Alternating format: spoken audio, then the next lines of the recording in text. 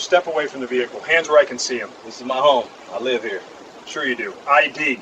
Now. Officer, I'm a cardiothoracic surgeon. I just finished a 19-hour shift. My credentials are in my wallet. Yeah, that's what they all say. Get on the ground before this gets ugly. You're making a mistake. At 11:47 p.m. on a Thursday night in Potomac, Maryland, the street was silent except for the soft hum of cicadas and the distant rush of traffic on the Capitol Beltway. Dr. Marcus Hayes, 46 years old, pulled his black Mercedes into the circular driveway of his Tudor-style home, exhausted from a marathon surgery that had saved the life of a 7-year-old girl with a congenital heart defect. He sat in the driver's seat for a moment, hands still gripping the steering wheel, his surgical scrubs visible beneath his jacket. His eyes burned from lack of sleep. His lower back ached from standing at the operating table since 4 a.m. that morning. All he wanted was to see his wife, kiss his sleeping children, and collapse into bed. What happened in the next 43 minutes would be captured by his home CCTV system in devastating high-definition clarity. It would end 3 police careers, trigger a Department of Justice investigation, result in a $6.2 million settlement, and prove that even one of the nation's most distinguished cardiac surgeons wasn't immune to the kind of racist profiling that destroys lives and shatters the illusion of safety that affluent neighborhoods promise. Before we dive deeper into this incredible story, let me know in the comments where you're watching from tonight. And if you haven't already, please hit that subscribe button, because what unfolds over the next several minutes will leave you absolutely speechless. Trust me, you won't want to miss how this plays out. Dr. Marcus Hayes had spent the last 18 years building one of the most impressive medical careers in the Mid-Atlantic region. At 46, he was the director of pediatric cardiothoracic surgery at Children's National Hospital in Washington, D.C., one of the top-ranked pediatric hospitals in the United States. His journey to that position hadn't been easy. Born in Southeast Washington, D.C., to a single mother who worked 2 jobs as a nursing assistant, Marcus was the first in his family to attend college. He graduated summa cum laude from Howard University with a degree in biochemistry, then earned his medical degree from Harvard Medical School, where he finished in the top 5% of his class. His residency in cardiothoracic surgery at Massachusetts General Hospital was followed by a fellowship in pediatric cardiac surgery at Stanford. He had performed over 2,400 open-heart surgeries in his career, many of them on children who had been given no hope by other surgeons. He had published 47 peer-reviewed papers in leading medical journals. He had won the American Heart Association's Distinguished Scientist Award. He had trained dozens of surgeons who now practiced across the country. Marcus lived with his wife, Dr. Kendra Hayes, a pediatric oncologist, and their 3 children in a 6-bedroom home they had purchased 8 years earlier in Potomac, one of the wealthiest communities in Maryland. Their neighbors included federal judges, ambassadors, tech executives, and senior government officials. The neighborhood prided itself on its privacy, its excellent schools, and its reputation as a safe haven from the chaos of nearby Washington. Marcus was known on his street as a quiet, focused professional who kept his lawn immaculate, waved to neighbors during his rare morning runs, and never made a fuss about anything. He served on the board of his children's school.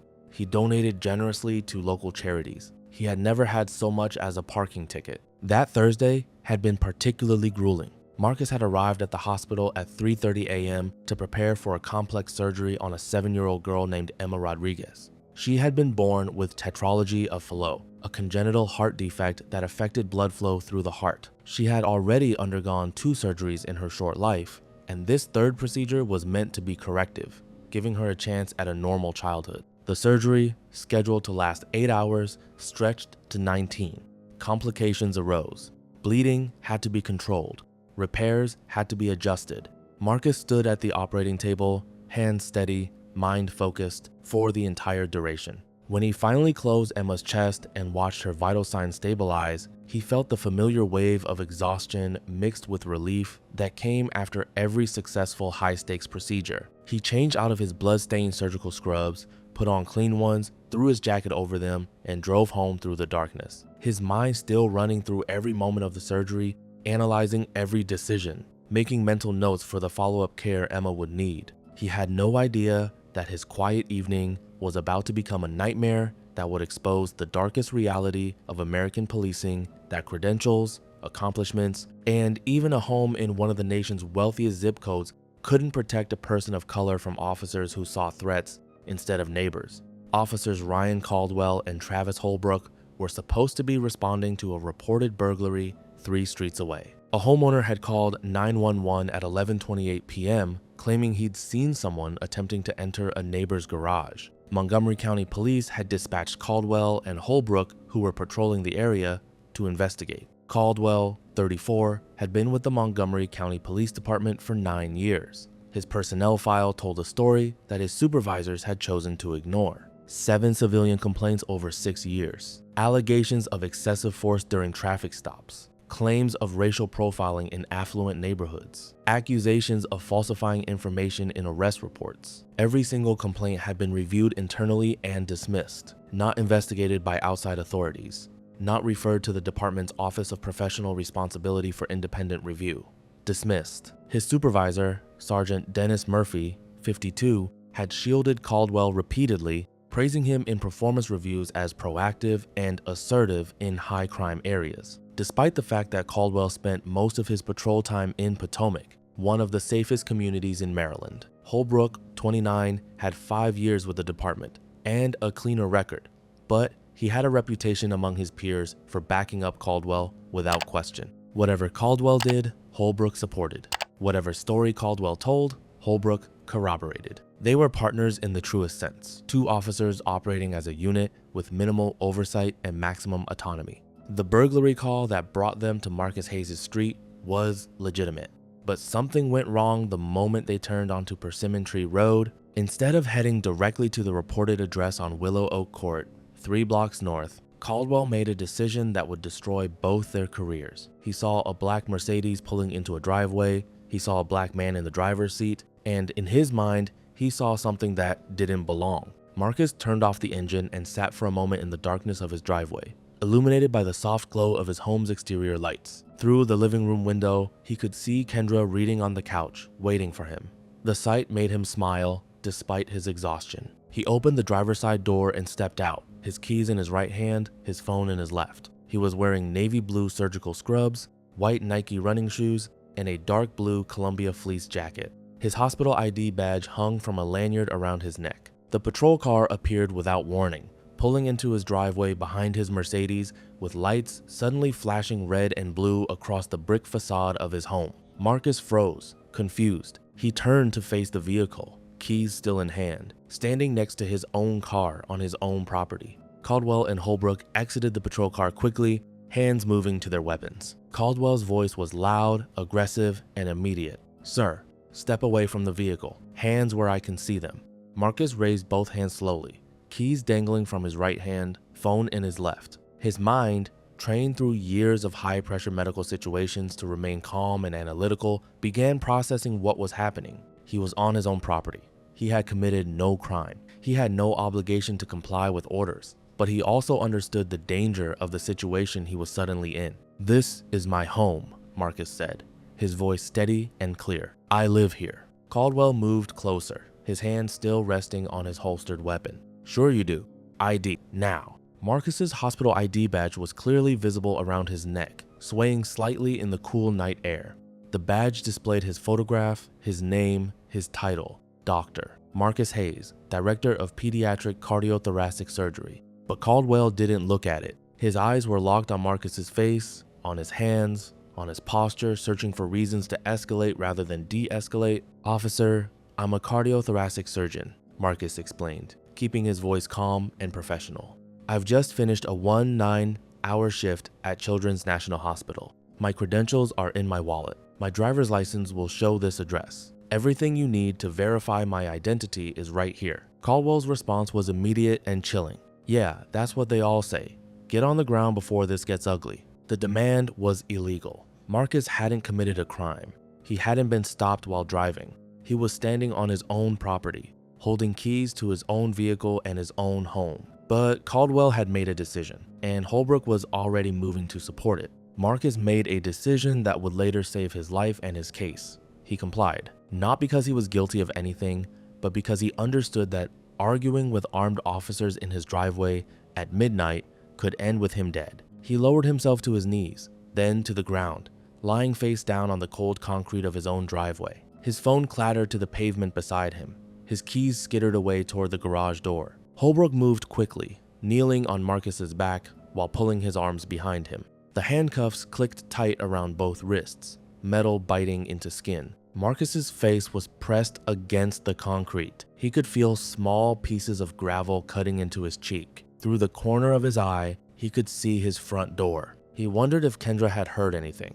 He prayed she hadn't, because he knew what would happen if she came outside. Caldwell began searching Marcus's pockets, pulling out his wallet, his phone from where it had fallen, his car keys. He opened the wallet and examined the driver's license inside. The license clearly displayed Marcus Hayes' name and the address of the house they were currently standing in front of, 7624 Persimmon Tree Road, Potomac, Maryland. But instead of apologizing and releasing Marcus immediately, Caldwell pocketed the wallet and said something that the CCTV cameras would capture in crystal clear audio. "This doesn't prove anything. People steal IDs all the time. We need to verify this with the actual homeowner." It was a fabrication, a lie designed to justify continuing an encounter that should have ended the moment Marcus's identity was confirmed. Holbrook, still kneeling on Marcus's back, said nothing. He didn't question Caldwell's logic. He didn't point out that the driver's license matched both the man on the ground and the address of the house. He simply maintained his position, his knee pressing down on Marcus's spine. Marcus's medical training kicked in. He began assessing his own physical state. Pulse elevated but controlled. Breathing restricted by the pressure on his back but still adequate. Pain in his wrists from the handcuffs and in his face from the concrete. No signs of serious injury yet, but the potential for harm was escalating with every second. "Officer," Marcus said, his voice slightly strained from the pressure on his chest, "my home CCTV is recording all of this. My wife is inside. My children are asleep upstairs. Please check my hospital ID badge. Call Children's National Hospital. They will verify my identity immediately." Caldwell walked around to face Marcus, looking down at him with an expression that the CCTV footage would later capture in devastating detail, not concern, not professional assessment, but contempt. "You're awful talkative for someone in your position," Caldwell said. "Makes me think you've got something to hide." What Marcus didn't know was that his home CCTV system was capturing everything. 4 high-definition cameras positioned around his property, one above the garage, one at the front door, one at the side entrance, and one facing the driveway from the corner of the house, were recording in 4K resolution with clear audio. Every word, every action, every violation. Inside the house, Kendra Hayes had heard voices. She had looked out the window and seen the police lights reflecting off the walls. Her heart had dropped. She moved quickly to the window and saw her husband face down on the driveway in handcuffs, 2 officers standing over him. She grabbed her phone and dialed 911, her hands shaking. "This is Dr. Kendra Hayes at 7624 Persimmon Tree Road in Potomac," she said, her voice tight with controlled panic. "There are police officers in my driveway. They have my husband on the ground in handcuffs. He's done nothing wrong. He's a surgeon who just came home from work. I need a supervisor here immediately." The 911 dispatcher, clearly confused by the call, asked her to repeat herself. Kendra did, adding crucial details. "My husband is Dr. Marcus Hayes. He's the director of pediatric cardiothoracic surgery at Children's National Hospital. He lives here. This is our home. The officers have him on the ground for no reason." The call was logged at 11:52 p.m., just 5 minutes after the encounter began. Outside, Caldwell had made another decision that would seal his fate. He radioed dispatch with a fabricated story. "We have a suspicious individual detained at 7624 Persimmon Tree Road. Subject claims to be a resident, but unable to verify. Possible burglary in progress, requesting backup." Every word was a lie. Marcus had already provided ID showing he lived at that address. He had offered multiple ways to verify his identity. There was no evidence of any burglary. But Caldwell had committed to a narrative, and he was building a paper trail to support it. 3 additional patrol units were dispatched to the address. Marcus, still face down on the concrete, made another critical decision. He activated the voice assistant on his Apple Watch, which was still on his wrist despite the handcuffs. "Hey Siri," he said quietly, "start recording audio." The watch, hidden beneath the sleeve of his jacket, began documenting everything. The pressure on his back, the pain in his wrists, the officers' voices, Every word would be preserved in a way that even the security cameras couldn't capture from Marcus's own perspective, with timestamp metadata that would prove invaluable in the federal investigation to come. Sergeant Dennis Murphy arrived at 11:58 p.m., 6 minutes after Caldwell's fabricated radio call. Murphy, a 25-year veteran of the force, stepped out of his patrol car and assessed the scene before him. A well-dressed black man in surgical scrubs, face down in handcuffs on an immaculate driveway in front of a $1 million home, with 2 of his officers standing over him like he was a dangerous criminal. Something immediately seemed wrong to Murphy. He had responded to hundreds of burglary calls in his career, and this didn't look like any of them. Murphy approached and asked the question Caldwell and Holbrook should have asked 12 minutes earlier. What's going on here? Caldwell launched into his fabricated narrative. They had received a burglary call. They had spotted this individual exiting a vehicle that didn't belong to him. He had been evasive and uncooperative. They had detained him for officer safety. He claimed to live here, but they were waiting to verify with the actual homeowner. Murphy looked at Marcus, then at the Mercedes, then at the house. Did you search him? Yes, sir, Holbrook replied. Found a wallet with ID that matches this address, but we believe it might be stolen. Murphy's expression shifted. You found ID matching this address, and you still have him on the ground? Before Caldwell could answer, the front door of the house opened. Kendra Hayes stepped out onto the porch, phone in hand, her face a mixture of fury and fear. That's my husband, she shouted, her voice carrying across the driveway. Get him off the ground right now. We live here. He's a cardiac surgeon. What is wrong with you? Murphy raised one hand toward Kendra. Ma'am, please stay inside. No, Kendra said, stepping down from the porch. Not until you release my husband. He's done nothing wrong. This is our home. Our children are asleep upstairs. You have no right to do this. Caldwell moved toward Kendra, his hand instinctively moving toward his weapon. It was a threatening gesture, subtle but unmistakable, and it was captured by the CCTV camera above the front door in perfect clarity. Ma'am, step back inside or you'll be arrested for interfering with a police investigation, Caldwell said. Kendra didn't move. Investigation of what? Him coming home from saving a child's life? Call Children's National Hospital right now. They'll confirm his identity in 30 seconds. Murphy, now realizing the situation was spiraling, made the call himself. He contacted the hospital's main switchboard, identified himself, and asked if they could confirm the identity of Dr. Marcus Hayes. The response came within seconds. Dr. Hayes is our director of pediatric cardiothoracic surgery. He's one of our most senior physicians. Is there a problem? Murphy's face went pale. He looked down at Marcus, still face down on the driveway, and understood immediately that his officers had just destroyed their careers. But instead of releasing Marcus and apologizing, Caldwell made a decision that transformed a catastrophic mistake into a criminal act. His ID could still be forged, Caldwell insisted. People impersonate doctors all the time. We need to bring him in for verification. It was an absurd claim. The hospital had confirmed Marcus's identity. His wife was standing on the porch, his driver's license matched the address, but Caldwell had gone too far to back down now. Murphy, who had spent 25 years protecting bad cops instead of good policing, made his own fatal decision. He backed Caldwell's play. All right, Murphy said, we'll transport him to the station for verification. Better safe than sorry. Marcus was pulled to his feet, still handcuffed, and walked toward Caldwell's patrol car. Kendra ran down from the porch, her phone recording everything. You can't do this, she shouted. This is illegal. He's done nothing wrong. Caldwell turned to face her, his patience gone. Ma'am, one more word and you're going in the car with him. It was a threat that would be quoted in federal court 6 months later. A threat that revealed the complete absence of legitimate law enforcement purpose and the presence of something far darker, the abuse of power to punish people who challenged authority. What Caldwell and Holbrook didn't know was that Marcus's neighbor, 3 doors down, retired FBI Special Agent David Park, had been watching from his bedroom window. Park had seen the police lights. He had watched the entire encounter unfold. And unlike the officers, he immediately recognized what he was witnessing, an illegal detention based on racial profiling.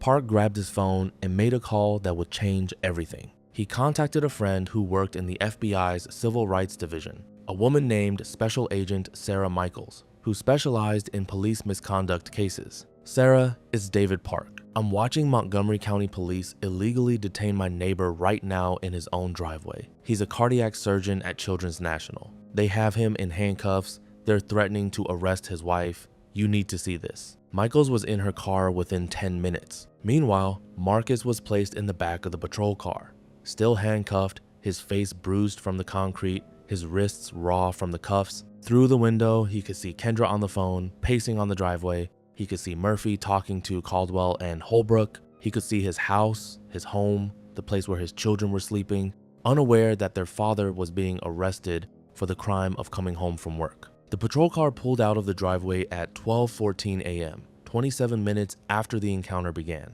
Marcus was transported to the Montgomery County Police 2nd District Station in Bethesda, where he would spend the next 4 hours in a holding cell before being released without charges, without explanation, and without apology. But by the time he was released at 4:37 a.m., the machinery of justice was already in motion. Kendra had contacted Marcus's attorney, a civil rights lawyer named Rebecca Walsh, who specialized in police misconduct. Walsh had immediately filed an emergency writ of habeas corpus and contacted the U.S. Attorney's Office for Maryland. David Park had sent the CCTV footage to FBI Special Agent Michaels, who had watched it 3 times before making a decision. She opened a federal civil rights investigation at 2:15 a.m., less than 2 hours after Marcus was transported to the station.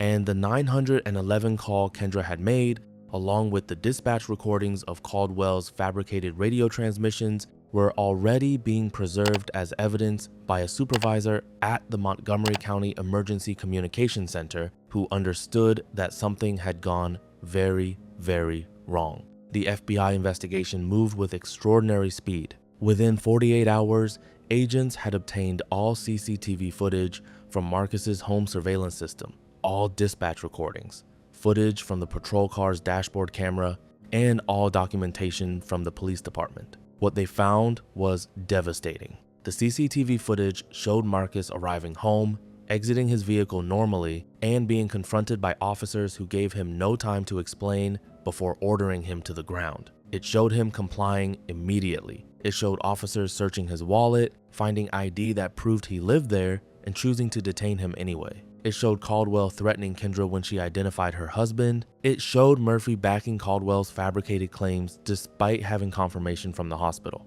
The audio from Marcus's Apple Watch captured the pressure on his back, the pain in his voice as he tried to explain his identity, and Caldwell's dismissive responses. The dispatch recordings proved that Caldwell had lied about the circumstances, claiming Marcus was unable to verify his residency, when in fact, he had provided ID, offered multiple verification methods, and had his wife confirm his identity. But the most damaging evidence came from what the FBI investigators discovered when they looked into Caldwell's history. Of the 7 civilian complaints filed against him over 6 years, 4 involved allegations of racial profiling in affluent neighborhoods. In each case, Caldwell had detained or questioned people of color who were later proven to be residents, visitors, or legitimate workers in the neighborhoods where they were stopped. Not one of those complaints had resulted in disciplinary action. Not one had been referred for external investigation. Sergeant Murphy had signed off on every single dismissal, and in 3 cases had written commendations praising Caldwell's proactive policing.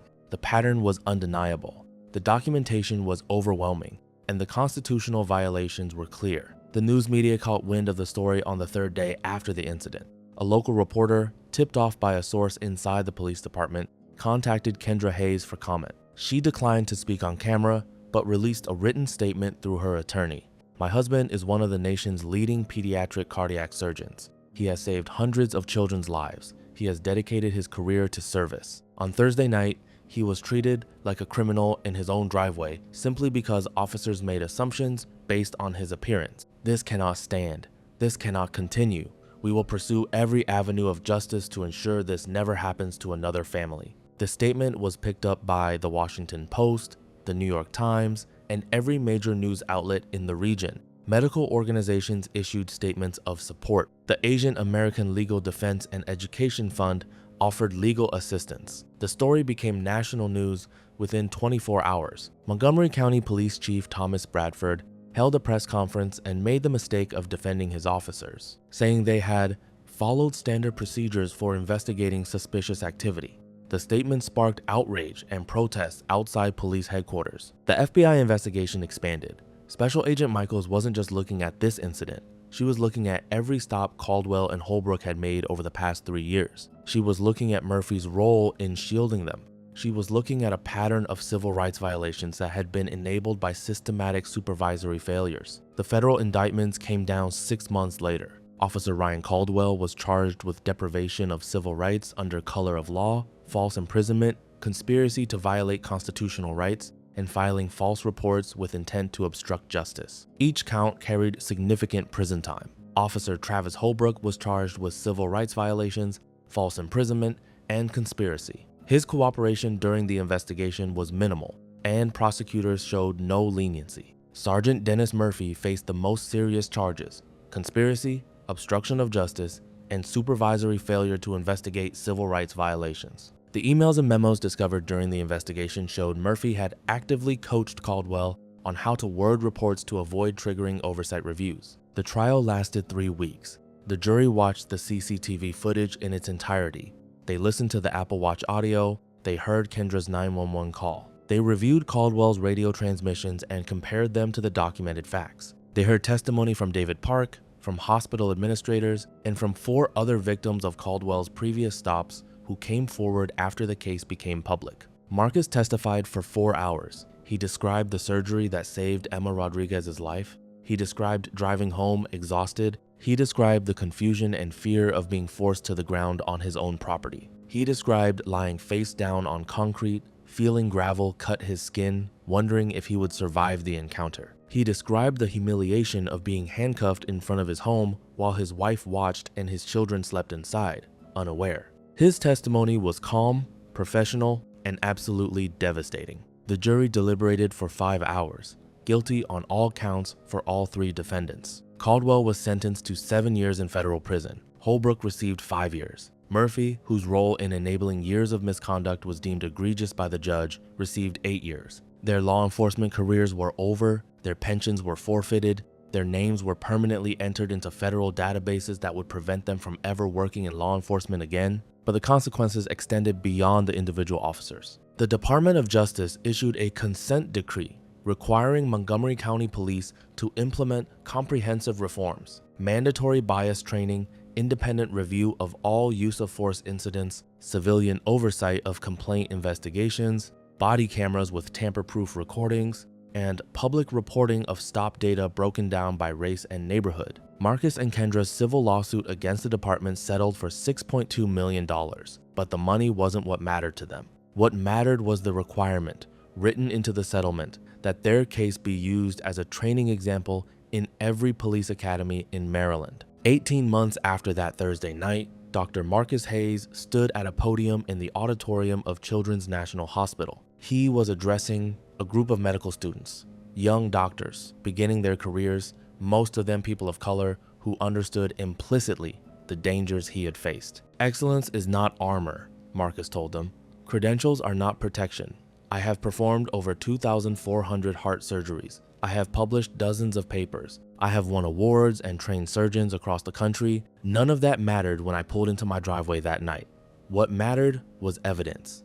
What mattered was documentation. What mattered was persistence. He paused, looking out at the faces in the audience. Emma Rodriguez, the little girl whose surgery I completed that night, is 9 years old now. She runs, she plays soccer, she has a future. That's what I was fighting for when I lay on that driveway. Not just my own dignity, but the idea that we should all be able to go home safely after trying to save lives. The audience rose in applause that lasted nearly 2 minutes. Colonel David Park, the retired FBI agent who had witnessed the arrest and made the crucial call that started the federal investigation, was honored by the Asian American Legal Defense and Education Fund for his role in documenting the incident and ensuring accountability. In his acceptance speech, he said simply, "When you see injustice, you have 2 choices. Look away or look closer." I chose to look closer. Marcus returned to his operating room. Kendra continued her work treating children with cancer. Their 3 children grew older, knowing their father had stood up for justice, even when the system tried to crush him. The case became required study material in police academies across the country. A framed copy of Marcus's testimony was placed in the FBI's Civil Rights Division offices in Washington. The CCTV footage was shown to thousands of officers as an example of how bias, assumptions, and abuse of power can destroy lives and careers. Caldwell, Holbrook, and Murphy served their sentences in federal facilities. They learned too late that in America, badges don't grant immunity from justice when constitutional rights are violated. On quiet Thursday nights, Marcus Hayes still pulls into his driveway after long shifts at the hospital. Sometimes he sits in his car for a moment before going inside, remembering that night, remembering the fear, remembering the cold concrete against his face. But mostly, he remembers the choice he made to fight back, to demand accountability, and to ensure that the next surgeon, the next doctor, the next person of color coming home from work wouldn't have to endure what he endured. Justice was served, but the price of demanding it should never have been so high. This case changed lives and ended careers. But if you think this story is shocking, wait until you see what happened to the federal prosecutor who pulled over the wrong police chief. That case is even more insane.